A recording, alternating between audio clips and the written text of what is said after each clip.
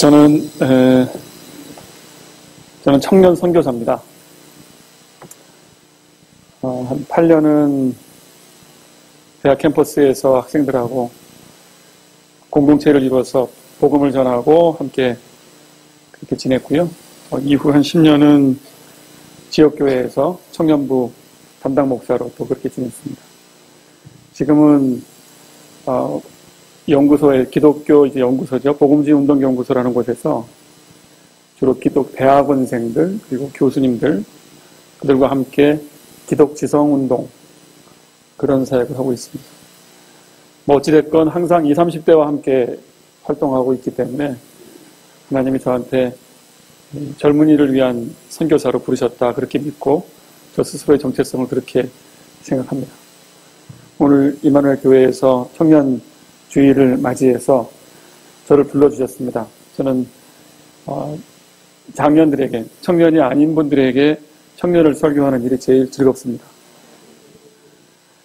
청년들한테 늘 하는 얘기니까 그것이 좀 공유가 되면 좋은데 서로 좀 다른 세계를 살고 있기 때문에 마치 선교 보고대회라고 생각을 하고 얼마나 지금 청년들의 상황이 어떠한지 청년 부족들을 향한 우리 선교적 열정이 되살아날 것을 기대하면서 함께 말씀 보겠습니다.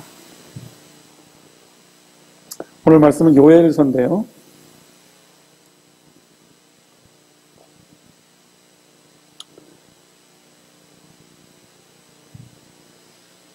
그 청년 주일날 쓰는 가장 많이 쓰는 그 본문이 시편 110편입니다. 거기에는 뭐가 나오냐면 교회에서 청년을 이해하는 다 표현이 있어요. 무슨 이슬입니다. 뭐라 그러죠? 새벽 이슬이라고 합니다. 아침 이슬이 아니라 새벽 이슬입니다. 무슨 뜻일까요? 왜 그 말을 앞에다 붙였을까요? 신선해서라는 이미지가 좀 있습니다. 신선해서. 그러나 실제의 의미는 신선함이 우선되는 의미가 아니고 많다. 수많은 이란 뜻입니다. 수많은. 저도 그런 농촌 생활을 그렇게 오래 하지 않았기 때문에 그 이미지를 많이 갖고 있지는 않습니다만 예를 들어 아침에 넓은 풀밭에 가만히 보면은 물이 맺혀 있잖아요. 그 이슬을 보면 셀 수 없이 많은 겁니다. 신선한 어떤 대상이 참 많은 모습을 보고 새벽 이슬 같은 주의 청년이라고 말하는 것이고요. 그 맥락은 뭐냐면 주님이 권능을 행하시는 순간에 주님의 권능을 대행할 주의 전사들이 많다. 그 맥락에서 새벽 이슬 같은 주의 청년들이 주님 앞으로 나오는구나 이렇게 말하는 겁니다. 주님의 뜻을 대행할 젊은 사람들이 수많은 젊은이들이 주 앞으로 나온다. 이제 주의 권능이 실제 세상에 실현될 것이다. 그런 의미입니다. 어떠세요? 우리 주변에 있는 우리 청년들이 새벽 이슬 같은 전사의 모습입니까? 이곳에 와 있는 우리 청년 여러분, 여러분은 전사입니까? 전사한 것 같죠? 그죠? 전사한 것 같습니다. 그 실체가 잘 눈에 띄지 않습니다. 그 젊음이 느껴지지 않습니다. 특별히 오늘 얘기는 사실 청년들을 위한 얘기라기보다는 우리 나이를 먹어가는 우리들이 청년의 정신을 회복해야 된다고 믿습니다. 청년을 한번 정의해 보죠. 청년이란 말이 무슨 뜻입니까? 푸른 나이입니다. 푸른 나이가 따로 정해져 있나요? 20살만 푸릅니까? 아니 100살이면 안 푸릅니까? 하나님 보시기에 우리는 귀한 어린 아들과 딸들입니다. 영원한 청년의 나이입니다. 특히 하나님을 알고 있는 순간이면 우리는 바로 그 순간이 청년입니다. 하나님 보시기에 그러지 않겠습니까? 그런 면에서 청년을 제가 굳이 정의해 보자면 미래를 여는 사람들. 미래를 열지 않는다면 20살이라고 해도 그는 노인입니다. 비록 객관적으로 나이가 먹은 노인이라 할지라도 늘 미래를 준비하고 있다면 그는 무엇입니까? 새벽 이슬 같은 청년입니다. 저는 그 미래를 준비하고 열어가는 그 사람들이 우리 이마누엘 모든 교인들이 되기를 소원합니다. 어쩌다가 청년들이 전사해버렸을까요? 왜 그 청년의 느낌들을 우리는 갖지 못할까요? 그 실상을 잠깐 나누겠습니다. 우리나라가 지금 갑자기 자살률이 높은 나라가 된 거 아시죠? 예전에 우리는 자살률 높은 나라, 그럼 어디를 쳤습니까? 북유럽이라 그랬습니다. 너무 먹고 살기가 잘 돼가지고 이제 지루해서 죽나 보다. 그런 얘기를 나눴던 기억이 엊그제입니다. 그런데 갑자기 눈을 떠보니까 한국이 선진국 30여 국 중에 가장 자살률이 높은 나라라고 얘기합니다. 그 중에서 20대가 매년 약 5천 명이 죽어가고 있는데 20대 사망자 5천 명 중에 절반이 자살이 이유입니다. 그러니까 약 2,500명이 1년에 2,500명의 젊은이들이 스스로 목숨을 끊고 있습니다. 이들이 주의 전사입니까? 이들이 새벽 이슬입니까? 이들은 마치 100살을 넘긴 노인처럼 미래가 없다고 생각하고 인생을 접고 있습니다. 2,500명을 365로 한번 나눠보시죠. 얼마나 죽는 걸까요? 40명? 매일 5명이 죽나요, 하루에? 한 5명 정도로 생각하시죠. 한 5명의 젊은이들이 매일 죽습니다. 또 통계에 의하면 그 자살자로 잡힌 사람들의 약 최고 20배 정도가 자살을 시도한답니다. 그러니까 만약에 5명이 죽는다면 매일매일 50명이 혹은 100명이 나 오늘 죽고 싶다. 이렇게 생각한다는 것입니다. 이거 비단 20대의 문제가 아닙니다. 한국인 전체가 이제 지난 7, 80년대 그 뜨거운 열기를 아시죠? 그때는 뭔가가 되는 느낌이었습니다. 하면 된다는 말이 맞아떨어지는 시절이었습니다. 경제 성장률이 막 10%, 지금 중국이 10%잖아요. 한국이 지금 3%, 2%, 혹은 다른 나라는 또 0% 이렇습니다. 이제 움직임이 둔해져가는 시절에 이르렀는데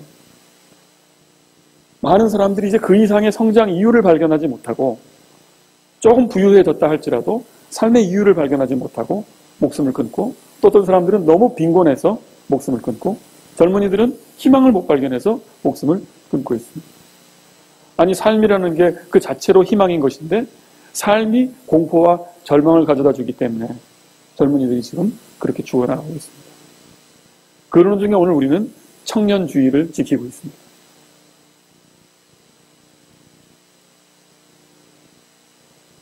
만만치가 않은 상황입니다. 요즘에 또 화제가 되는 어린이 시가 하나 있었습니다. 잔혹동시라고 소문이 난 시 들어보셨죠? 초등학교 3학년 여자아이인데 상당한 그 문학 능력을 갖고 있습니다. 그런데 글은 잔혹하기 그지없습니다. 제목은 학원 가기 싫은 날. 들어보셨죠? 만약에 엄마가 학원 가기 싫은데 나를 가게 한다면 나는 엄마를 말하자면 거기 중간중간에 잔혹한 말이 나오는데 한마디로 말하면 엄마를 먹어버릴 거야. 이렇게 말합니다. 꼭 한번 인터넷 들어가셔서 찾아보십시오. 얼마만큼 지금 어린아이들이 하기 싫은 일에 대해서 하게 만드는 대상을 향해서 증오하고 있는지. 지금 세대 간의 간격이 이만저만이 아닙니다. 단순히 젊은 사람과 노인들의 간격이 아니고 철없는 애들이 일탈하는 것이 아니라 지금 하기 싫은 일을 하게 만드는 어른들에 대해서 저항하는 이 방식이 굉장히 강도가 세지고 있다는 겁니다. 용케 이런 경쟁을 견뎌서 좋은 학교에 간 친구들이 부모를 또한 저주하고 있습니다. 잠이 든 어머니에게 의대에 입학을 성공했던 청년이 엄마에게 미친 X 이제 됐냐? 이렇게 말한다고. 지금 이게 그냥 한두 명의 이야기가 아니라 반향이 큰 것은 그런 마음들을 많은 사람들이 공감하기 때문입니다. 지금 이 정도로 흔히 물리적인 나이로 젊은이들과 어린이들과 어른들의 간격이 굉장히 넓어졌습니다. 또 어른들에게 청년들에 대한 얘기를 들어보면 그들 또한 그 적개심이 상당합니다. 저는 지하철에서 어른들하고 몸에 부딪힐 때 적개심을 느낍니다. 아주 기분이 나빠하셔요. 아니 서로 실수해서 살짝 부딪힐 수가 있는데 한번 부딪힐 때 그 느낌이란 내가 한번 이 친구를 쓰러뜨리고 싶다. 왜 이렇게 나를 존중하지 않고 그러느냐. 그런 느낌을 막 받게 됩니다. 아주 강하게 말하면 그 살기랄까요? 싸우고 싶어하는 그런 느낌이죠. 이 무례한 젊은 것들 꼴 보기 싫다. 그런 것이 그분들의 눈빛이나 몸에서 느껴집니다. 교회에서 청년들을 저는 이제 청년부를 열심히 했는데 어른들이, 저는 청년들이 좀 많았어요. 한 200명 정도 됐습니다. 교인들 규모에 비해서 많은 편이었는데 저는 어른들이 늘 기뻐할 줄 알았어요. 알고 보니까 이제 늘 기뻐하는 어른들은 따로 있었고 대부분은 사실은 불편해했습니다. 저것들 우리 교회 헌금 충내는 애들이다. 저것들 우리 교회에서 이렇게 막 먹고 마시고 떠들다가 결국 청년이 지나서 장년 될 때 도망갈 놈들이다. 저것들 늘어나는데 나한테 인사를 안 한다. 너무 화가 나겠어요. 저희는 이러한 특이한 환경에서 오늘 지금 청년주의를 지키고 있습니다. 하나님은 어떻게 보실까요? 하나님은 오늘 요엘서처럼 말씀하시기를 내가 내 영을 만민에게 준다고 했습니다. 내 영을 헌금 많이 내는 사람에게 혹은 영적으로 성숙한 사람에게만 준다고 하지 않았습니다. 만민에게 준다. 내가 이제부터는 과거에는 선지자, 제사장, 왕이라고 하는 특별한 사람들에게만 성령을 제한적으로 부여했다면 이제 예수 그리스도가 온 후, 예수가 부활 승천한 후에는 이제 모든 사람 앞에 내가 당도할 것이다. 남종이나 여종이나 젊은이나 노인이나 모두에게 성령이 임할 것이고 성령을 믿는 그들에게는 예언의 능력을 선물하겠다. 그들 모두는 비전을 갖게 될 것이다. 예외가 없습니다. 미래를 꿈꾸는 자, 비전을 꿈꾸는 자, 그들은 모두 청년이며 그들에게는 성령이 임합니다. 이 성령이 공통적으로 임할 때 이 세대 간의 갈등은 해소될 것입니다. 전 세대가 건강하게 서로를 존중하고 화해하고 존경하고 기대하며 살아가는 그런 온전한 그런 세대 간의 통합이 일어나게 될 것입니다. 우리는 그것을 바라고 있습니다. 주일마다 넘쳐나는 교인들, 주일마다 넘쳐나는 그 젊은 생명력들, 이런 것들이 우리 안에 넘쳐나기를 바라고 있습니다. 소망은 그러한데 우리의 마음은 거리가 멉니다. 그래서 어떻게 할 것인가 함께 좀 생각해보는 시간을 갖고자 합니다. 당장 집에서는 어떻게 지내십니까? 나이 어린 우리 자녀들하고 어떻게 지내십니까? 거기서 만약에 화목이 지속되지 않는다면 교회에서도 사실은 마찬가지입니다. 그걸 풀어내는 실마리를 아직 못 발견하셨다면 우리는 정말 주 앞에서 무릎을 꿇고 어떻게 이 세대 간의 통합을 이뤄낼 것인가 주 앞에 기도해야 할 줄로 압니다. 어떻게 해야 될까요? 지금 신뢰가 상실되었습니다. 한마디로 말해서 서로를 믿지 않습니다. 서로 믿지 않습니다. 그러니까 청년들이 많아져도 불평이고 청년들도 어른들을 볼 때 그냥 불편합니다. 그런데 교회에서 만나는 청년들은요, 예의 바라요. 예의 바르지 않은 친구들은 벌써 떠났어요. 그래서 청년들이 괜찮은 겁니다. 그런데 그들이 만약에 그들이 쓴 카톡에 우리 어른들을 어떻게 호명해 나는가를 확인해 보십시오. 아마 안 보는 게 좋을 겁니다. 엄마 아빠가 아니에요. 미친 엑스, 짐승, 아저씨 이렇게 써 있다고 해요. 그리고 확인하지 마세요. 부디. 그 정도로 지금 속으로는 골마 있다는 겁니다. 믿음이 없고 불편한 상황에 있다는 것입니다. 그리고 우리 젊은 사람들, 혹은 젊지 않아도 아무튼 정의할 때 미래를 준비하려는 그 사람들의 마음이 지금 무기력합니다. 얼마 전에 마침 제가 우리 이수진 목사님을 제가 그전에는 잘 몰랐는데 어느 청년 사역 컨퍼런스에서 만났습니다. 그곳에서 이제 전달되는 메시지가 뭐였냐면 제가 일단 지금 말씀드리겠네요. 책을 하나 소개하겠습니다. 이것은 왜 청춘이 아니란 말인가? 라는 한 사회학자가 쓴 책인데요. 정말 청춘에 대해서 지금 한국에 있는 청년들에 대해서 이해하고 싶으시다면 한번 귀 기울여 보시기 바랍니다. 이것은 왜 청춘이 아니란 말인가? 너무 길죠? 그냥 부제는 그렇습니다. 20대와 함께 쓴 성장의 인문학. 그렇게 어렵지 않습니다. 뭐냐면 이 사회학자가 지방대학 그리고 서울의 또 작은 대학에서 오랫동안 시간 강사를 하면서 그들로부터 글을 받은 것입니다. 그들이 어떤 심정을 갖고 있는지. 지방대학에 다니고 있는 청년들, 서울의 이름이 덜 유명한 대학을 다니는 청년들의 속 얘기를 꾸준히 수집을 해가지고 그걸 사회학적으로 분석을 했습니다. 근데 지금 말한 그런 느낌들입니다. 일단 대체적으로 이들은 무기력하다. 그러면 이제 우리 부모님들은 성질이 많이 나죠. 집에서 널브러져가지고 게임이나 하고 있고 집에서 안 나오고 그러면 너무 답답하잖아요. 무기력하잖아요. 뭐라고 생각합니까? 이 게으른 것들. 우리 젊을 때는 그럴 여유도 없었다.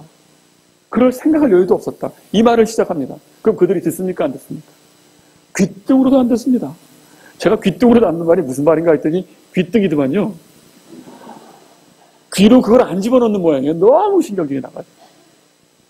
이미 그 메시지의 효력이 상실됐어요. 그러면 멈추셔야 돼요. 근데 우리 부모님도 그렇습니다. 왜 같은 말을 반복하세요? 라고 물으니까 반복이라도 해야 나중에 듣지 않겠냐는 거예요. 최악의 선택입니다. 이미 CEO가 다 했다니까요. 그럼 멈추세요. 차라리 가만히 계시는 게 그나마 신뢰를 회복할 수 있는 기회가 열립니다. 뭘 하고 싶으세요? 그러면 그걸 하지 마세요. 유명한 영화 대사죠. 너 뭘 하고 싶냐? 그럼 하지 마라. 지금이 그때입니다. 지금은 종래에 하고자 했던 그 모든 시도를 내려놓고 전면 쇄신을 위해서 가만히 지켜봐야 할 때입니다. 우리가 어쩌다 이렇게 됐는가? 그래서 실무적인 팁을 드리면 일단 가만히 계십시오. 가만히 서서 우리 여호와께서 이들에게 우리에게 어떻게 하시는가 지켜보라. 이거 출애굽할 때 이스라엘 백성들이 애굽 군사들이 몰려올 때 모세 앞에 모세가 했던 말입니다. 보라. 너희는 가만히 서서 여호와가 우리에게 어떻게 하시는가를 보라. 그런 때가 있습니다. 물속에 뛰어들라. 물속에 뛰어들어서 죽었을 거예요. 애굽 병사 오니까 물에 안 뛰어들었습니다. 막 코앞에까지 왔는데 가만히 서 있었습니다. 그리고 하나님의 역사를 통해서 출애굽이 애굽의 그 홍해가 갈라졌을 때 그때 들어가게 됐습니다. 그런 성찰의 시간이 필요합니다. 그리고 그들을 이해하는 순간이 필요합니다. 시도 안 먹힐 오래된 이야기 노력하라. 부지런해라. 근면해라. 꾹 참아라. 나중에 좋은 날이 온다. 이게요. 이제는 들리지 않는다니까요. 들리지 않는 걸 왜 자꾸 반복하십니까? 입을 꼭 참고 하나님의 인내를 배우십시오. 그리고 가만히 지켜보십시오. 너무 마음이 급해서 그렇게 말씀을 하시는 건데 정말 하나님이 주시는 인내를 갖고 가만히 지켜보셔야 합니다. 그리고 지표를 생각하십시오. 지금 젊은이들이 죽어가고 있구나. 말을 해도 무슨 좋은 말을 해도 스스로 목숨을 끊고 있구나. 무슨 좋은 말을 해도 나를 욕하고 있구나. 이 급변하는 상황에 대해서 가만히 지켜보셔야 합니다. 이게 무슨 일인가. 이 청년들의 무기력은요. 정서적인 것이 아니라고 진단하고 있습니다. 이 책의 저자 엄기호는 그렇게 말합니다. 이 무기력은 정서적인 것은 아주 표피적인 얘기고 근원적인 무기력이 있는데 무기력의 기원은 무엇이냐? 사회에 상승할 혹은 개선될 출구가 보이지 않기 때문에 요즘에 유행하는 말이죠. 나는 아무것도 하고 싶지 않다. 나는 더욱 격렬하게 아무것도 하고 싶지 않다. 너무 유명해져가지고 요즘에 이제 광고 카피로 쓰고 있어요. 격렬하게 아무것도 하고 싶지 않답니다. 왜? 해도 소용이 없으니까. 어른들은 부지런하게 안 되는 일을 해냈습니다. 저는 그런 면에서 우리 기성세대에게 경의를 표합니다. 그 목숨을 바쳐서 국제시장을 봤습니다. 정말 눈물 없이 못 보겠더라고요. 세상에 정말 자기 젊음을 다 저당 잡히고 아빠 없는 가족을 지키고 그 가족을 이겨내려고 온갖 돈 되는 일이란 무엇이든 덤벼서 나중에 뭐가 됐습니까? 심술궂은 노인이 되고 말았습니다. 이런 비참한 결과를 저는 한편으로 경의를 표합니다. 자기의 성품 다 버리고 자녀들에게 사랑도 다 잃어버린 채로 그러나 목숨은 부지하면서 자녀들이 먹고 살 수 있게 만들었다. 결국 그가 호소하는 데가 어디였습니까? 죽은 아버지였습니다. 자녀들에게 왕따 당하고 돌아와서 방에서 아버지 앞에 그래도 아버지 저 잘 살았죠? 이걸 어떻게 눈물 없이 봅니까? 그러나 저는 속으로 다짐했습니다. 이제 심술궂은 저 노인네의 저 이야기는 내가 충분히 공감하지만, 그러나 앞으로 저 노인과 같은 인생은 빨리 끝내야, 저기서 완전히 절단이 돼야, 그리고 새로운 세대가 마음껏 살아갈 수 있도록 길을 열지 않으면 안 된다는 걸 저는 거꾸로 적용해 봤습니다. 충분히 공감했고, 그러나 다시는 그와 같은 일들이 반복되지 않아야 한다.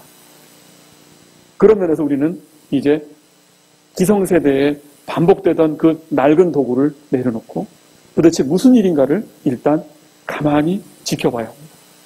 도대체 무슨 일이 우리 아이들에게 일어나고 있는가. 다행히 강남의 지역에 있는 경우는, 저는 여러분은 모르실 거예요. 저는 강북에서 사역을 오래 했습니다. 강북 애들하고 강남 애들 차이가 있는데요. 어떤 차이가 있는지 아세요? 강남 애들은요, 착해요. 비교적 부자잖아요. 저는 부자는 못된 줄 알았어요. 저는 강북에서 사역을 시작하면서 전제가 뭐였냐면, 얘들 가난하잖아. 그럼 못된 줄 알았어요. 아니, 착한 줄 알았어요. 거꾸로입니다. 가난하면요, 성격도 더러워요. 이건 정말 비참한 일 아닙니까? 성격마저 지킬 수 없는 것이 가난입니다. 부자면요, 사실은 성격이 원래 더러울 수도 있는데 착할 수밖에 없어요. 특별히 자극을 받지 않아요. 서러운 일이 없거든요. 성질이 더러워질 일이 별로 없어요. 저 그걸 알고 속았다. 내 강남으로 갈 거예요. 청년들하고 좀 착한 애들하고 좀 어울릴 거예요. 아유, 강북에서 만나니까 애들이, 거기도 다 공통점은 무기력입니다. 다 무기력이에요. 근데 이쪽은 자신감이 없어요. 그리고 까칠해.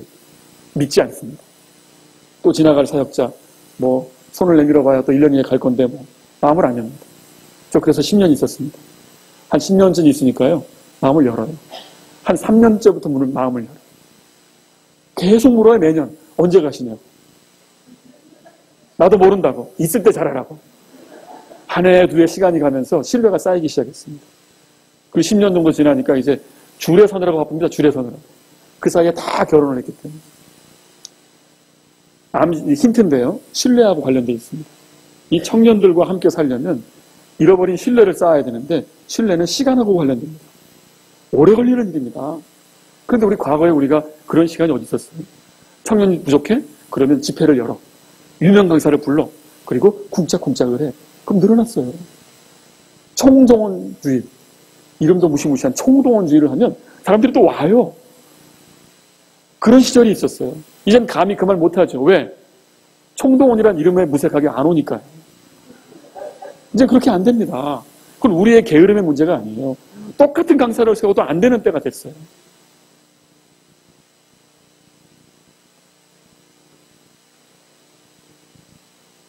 이제 과거의 도구를 내려놔야 합니다. 이게 제일 중요해요.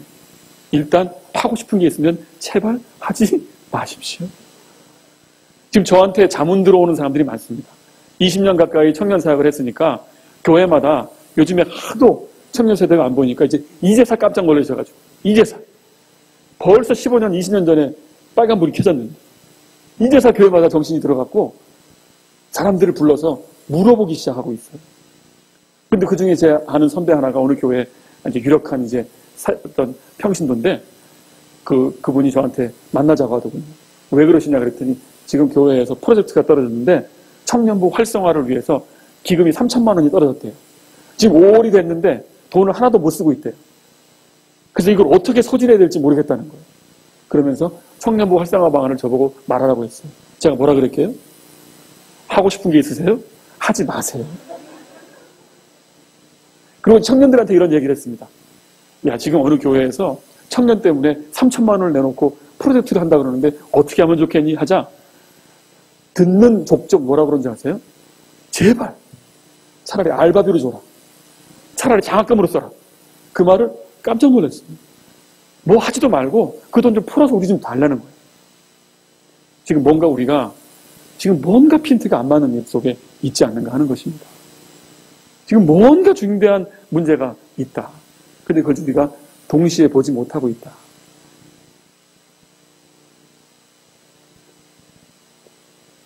근데 우리 어른들도 지금 큰 에너지가 없습니다. 시대가 지금 무기력의 시대로 들어왔어요. 희망이 잘 안 보입니다. 그러나 오늘 요엘서는 뭐라고 합니까? 여호와의 날이 오는데 그때는 내가 만민에게 성령을 주고 남정과 여정에게 남녀노소에게 다 꿈을 키워서 난 다음에 이렇게 살 거야. 난 앞으로 이런 사람이 될 거야. 전 아직도 꿈을 꿉니다. 저는 아직도 이런 사람이 되고 싶어요. 어떤 친구가 그러더군요. 너 뭐 아직도 되고 싶냐? 전 아직도 되고 싶어요. 루터가요. 마틴 루터라고 아시죠? 조교개혁, 이 개신교를 열어 제낀 첫 번째 인물. 그 인물이 내일 종말이 오더라도 나는 한 그루의 사과나무를 심겠다라고 주장한 바가 있어요. 어떤 분은 그러시겠죠. 스피노자라고. 설이 두 개입니다. 아무튼 그럼 루터라는 사람이 왜 내일 종말이 오더라도 나는 사과나무를 심겠다고 말했을까요? 미래를 준비한 겁니다. 하나님 나라가 온다는 걸 믿은 것이죠. 그러니까 내가 살아생전에 사과나무를 심었는데 내일 재난이 오고 난리가 난다 하더라도 이거 지속될 거라고 믿는다는 거예요. 이게 미래를 여는 사람이죠. 미래를 준비하는 사람이죠. 루터는 곧 청년입니다. 우리는 뭘 준비하고 있습니까? 어떻게 말하면 과거를 살고 있습니다. 현재를 사는데 그 끝에 있습니다. 과거의 추억 속에 잠겨 있고 과거의 한에 잡혀 있습니다. 돌아가신 아버지한테 이 정도면 잘 살았죠? 너무 마음이 짠합니다. 그분은 미래를 열지 않아요. 과거 속에 살고 있어요. 그러니까 고립되죠. 우리 모두는 미래를 열어야 하는 청년의 부르심을 받고 있습니다. 하나님은 바로 그들에게 새벽에서 가는 청년이라는 이름을 붙여주셨습니다. 그 신선한 느낌, 그 수많은 느낌 속에 우리가 들어가야 되지 않겠습니까? 가만히 지켜보는 것과 아울러서 또 하나 해야 될 것이 있다면 그들의 마음을 좀 알아줘야 됩니다. 너가 지금 많이 힘들구나. 이 한마디가 필요해요. 이걸 영어로 timely word라고 합니다. 시기에 맞는 말. timely word. 때에 맞는 말을 해주셔야 돼요. 그런데 그때 우리 뭐라 그럽니까? 많이 힘들겠지란 말을 뛰어넘어서요. 좀만 참어. 좀만 힘을 내. 그 말 하기 전에 한마디가 더 필요해요. 현재 상태를 묘사하는 말이 필요해요. 많이 힘들구나. 이 말 하나가 신뢰를 확 높이는 거예요. 근데 속으로 해요, 그 말을. 그걸 아니까 그 말 하는 거잖아요. 이제 힘내. 많이 힘들구나 속으로 하고. 왜 그걸 속으로 하세요? 말로 하세요. 가만히 지켜보면 할 말이 떠오릅니다. 네가 눈물을 흘리는구나. 네가 고개를 숙이는구나. 네가 엎드려 자는구나. 이런 현재를 그대로 묘사하는 말을 해줘야 돼요. 그게 뭐예요? 공감입니다. 함께 느끼는 거. 지금 많이 졸리니? 많이 졸리구나. 그렇게 하는 거예요. 그럴 때 졸리는 애한테 뒤통수 치면서 깨어나라. 이건 안 되는 거지. 나중에 할 얘기죠. 또 하나는 사과하는 겁니다. 미안하지만 우리 기성세대가 누린 게 많습니다. 고생한 것이 많지만 이 어린애들이 몰라요. 어른들이 어떤 수고를 했는지. 그렇지만 이 관계를 푸는 것은 어린애들의 사과겠습니까? 관계가 틀어졌다. 뭐가 있어야 되는 거예요? 사과와 용서가 있어야 되는 것입니다. 관계가 틀어졌기 때문이에요. 그럼 공이 어디 있습니까? 애들한테 있습니까? 어른에게 있죠. 어른이 희생해야죠. 어떻게 하겠습니까? 뭐라고 해야 됩니까? 미안하다고 해야 됩니다. 내가 속을 몰랐다고. 미안하다고 해야 됩니다. 이런 일련의 과정이 잃어버린 신뢰를 쌓는 가장 기본이 되는 것입니다. 우리 식으로 열심히 해봐야 길은 열리지 않습니다. 이미 그것은 지표로 나타나고 있습니다. 그러나 진짜 해결은 이런 세 가지는 어디나 강연하면 할 수 있는 얘기들입니다. 진짜 이야기는 이것입니다. 정말 영적인 해결의 길인데요. 오늘 본문에 참고해서 봐야 할 것입니다. 뭐냐면 복음입니다. 복음을 새롭게 이해하는 것입니다. 그 복음이 뭡니까? 복음이란 말이 무슨 말입니까?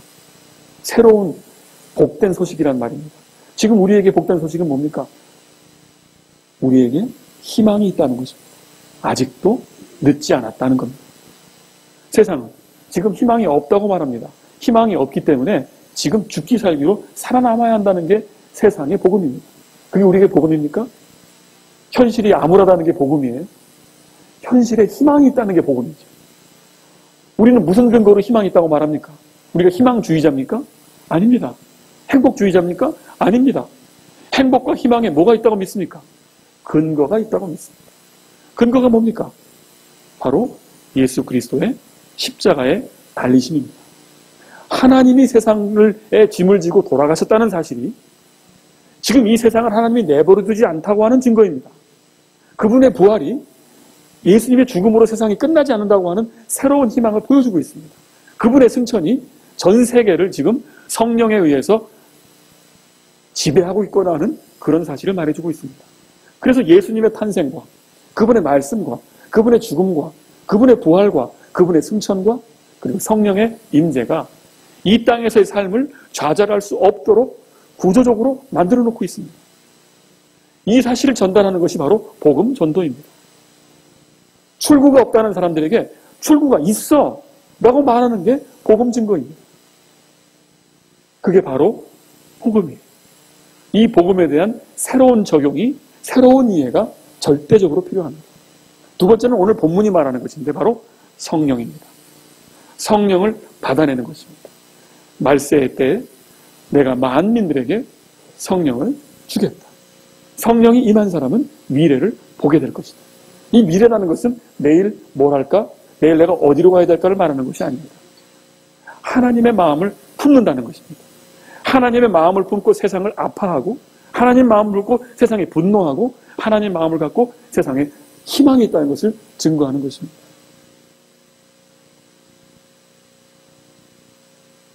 예외가 없어요. 그래서 청년이 소중해요. 기도 많이 한 사람에게 성령이 임하는 것만이 아니라는 거예요. 성령은 어린애에게도, 유아에게도, 청소년에게도 하나님 바라는 사람이라면 그가 심지어 착하지 않아도 하나님 바라고 있으면 성령은 임해서 그를 새벽 이슬 같은 하나님의 전사로 세상의 악한 영을 물리치는 사람으로 세상의 부조리한 관행을 깨뜨리는 사람으로 부르시고 계시다는 것입니다.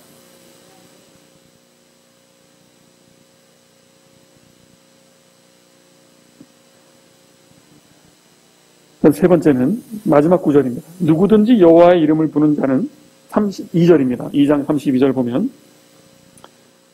지금 여호와의 이름을 우리 마음에서 다 부르고 있어요.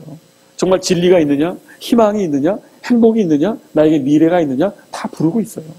그 부름의 열망의 실체는 하나님입니다. 부르고 있어요. 그가 하나님임을 가르쳐줘야 돼요. 네가 부르고 있는 그 열망의 끝이 하나님이라는 사실을 가르쳐줘야 됩니다. 그리고 어떻게 되느냐? 이 말세의 때에, 말세는 언제나 말세죠? 예수님 돌아가신 직후부터 말세예요. 이제 하나님이 고독에 돼 있어요. 왜 밀리느냐? 밀리는 이유는 한 명이라도 하나님께서 하나님의 백성으로 세우시고자 하루하루 연장하고 있는 것입니다. 하나님이 무책임해서나 방치해서나 우리를 몰라서가 아니에요. 한 명이라도 하나님의 자녀로 이 세상에서 죽기 전에 그렇게 하나님의 자녀로 바뀌기를 바라는 마음에서 세상의 그 비극적인 사건들을 참아내시면서 한 사람을 구하려고 하고 있다는 것입니다. 그럴 때 우리가 할 일이 뭐냐면 피할 자가 되는 것입니다. 본문에 써 있죠? 피할 자가 되라. 남은 자가 되라. 이 무슨 말입니까? 이 피할 자와 남은 자의 어원은요, 출애굽 상황에서 벌어지는 이스라엘 백성의 행동을 말합니다. 그러니까 어디서 피하라는 겁니까? 비겁하게 도망가라는 뜻이 아니에요. 뭘 말하는 겁니까? 애굽이라고 하는 거짓 세상에서 하나님 나라라고 하는 새로운 세상으로 옮기라는 겁니다. 이동하라. 그런데 불행히도 오늘날은 애굽에서 가나안으로 옮기는 공간적 이동은 불가능합니다.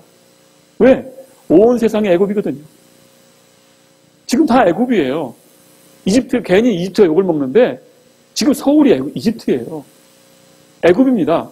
고깃가마가 있어요. 구령만 하면, 조금만 노예가 되면, 조금만 모멸감을 참으면 먹을 게 나와요. 그게 애굽이에요. 이 말세 때 우리가 어떻게 해야 된다고요? 애굽에서 피해야 된다고요. 어떻게 피해요? 그 가치를 거절해야 된다는 뜻이에요. 애굽의 가치가 있습니다. 자존심을 죽이면 먹고 살 길이 열려 라고 말하는 거짓된 세상의 메시지를 거절하는 거예요. 하나님의 형상인 하나님의 백성들이 왜 사람 앞에 무릎을 꿇고 고객님 해야 되겠습니까? 모두가 정당하게 대우를 받아야죠. 사람답게 대우를 받아야죠. 그 일을 해내고 내가 하나님의 형상이에요 라고 주장하고 하는 이 방식이 바로 피하는 자의 태도입니다. 세상에 얼마나 우리에게 겁을 줍니까? 희망은 없어. 살아생전에 하여튼 일단 네가 먹고 살아봐야 되지 않겠냐? 라는 거짓 메시지가 오고 있습니다. 그때 아니라 라고 말하는 무릎 꿇지 않은 7천인 것 같은 남은 자가 되어야 합니다.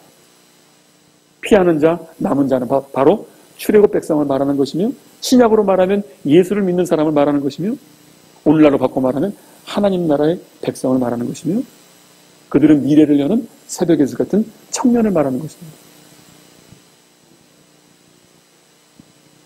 그래서 이때 하나님은 특별히 좌절의 시대에 성령을 베푸시고자 지금 멸망하고 계세요. 성령을 베풀기 위해서 그분이 불갑을 승천하신 겁니다. 예수가 승천한 이유는 역사적 예수의 승천은 모든 사람에게 예수를 선사하기 위한 예수님의 고육지책이었어요. 왜 역사적 예수가 승천해버렸을까요? 왜 날 버리고 올라가셨어요? 아니에요. 내가 올라가서 사령관의 위치에 있어야 내 마음인 성령이 온 인류에게 임할 거라고 말씀하신 겁니다. 그래서 오늘 우리는 하늘에 계신 예수 어디 계시냐고 붙들며 울 것이 아니라 성령 그분을 맞이하려고 내 앞에 와 계신 예수 그리스도의 마음, 하나님의 마음이신 성령님을 맞이해야 합니다.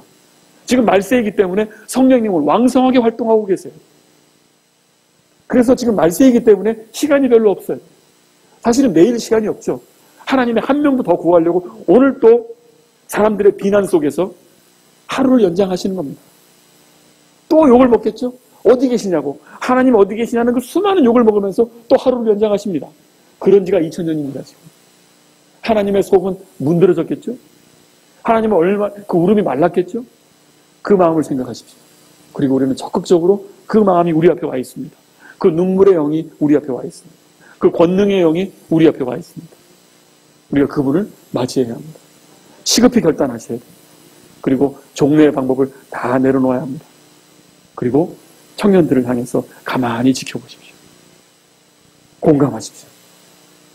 그래서 이 임마누엘 교회 공간이 신뢰의 공간으로 가만히 그 분위기가 바뀌어나가는 것입니다.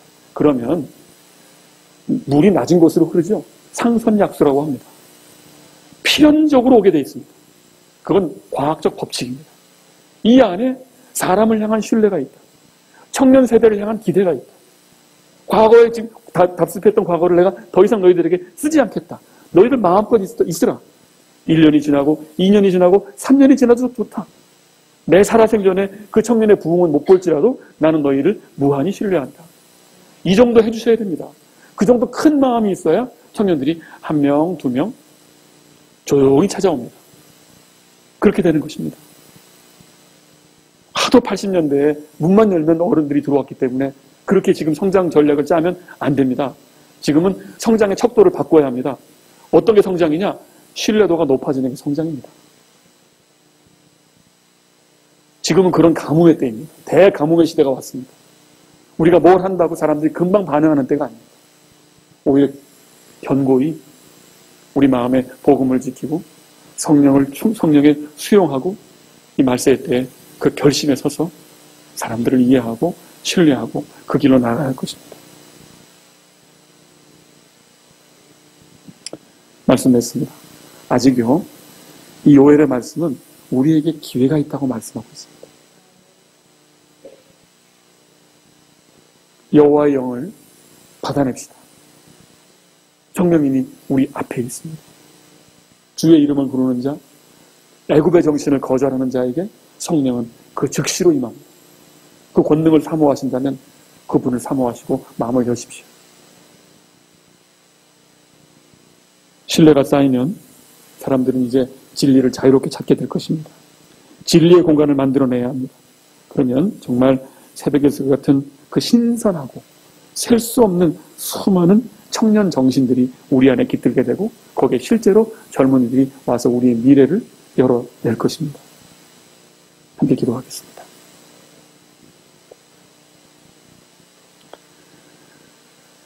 사랑하는 주님, 우리가 주를 사랑합니다. 성령 하나님, 우리에게 와 주시옵소서.